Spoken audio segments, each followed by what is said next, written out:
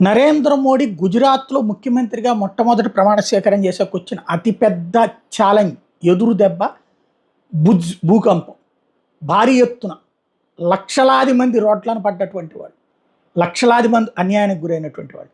ఆనాడు ఆ సమస్యని పర్ఫెక్ట్గా పరిష్కరించారు కాబట్టి నరేంద్ర మోడీని గుజరాతీలు కడుపులో పెట్టుకున్నారు. ఇన్ని సంవత్సరాల పాటు భారతీయ జనతా పార్టీ అధికారంలో ఉండడానికి కారణమైంది.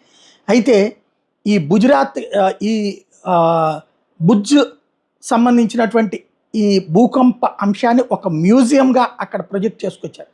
దాన్ని ఇప్పుడు ఐక్యరాజ్య సమితి అనుబంధ యునెస్కో విభాగం ప్రత్యేకించి ఏది వాళ్ళకి సంబంధించినటువంటి అవార్డు కింద ఎంపిక చేసింది.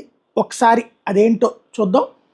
చూస్తే మనకు ఒక స్పష్టత వస్తుంది. ఏదైతే ఏ మ్యూజియం అయితే ఇప్పుడు అవార్డుకి గెలుచుకుందో ఆ మ్యూజియానికి సంబంధించినటువంటి దృశ్యం యునెస్కో వాళ్ళు ప్రొజెక్ట్ చేసినటువంటిది.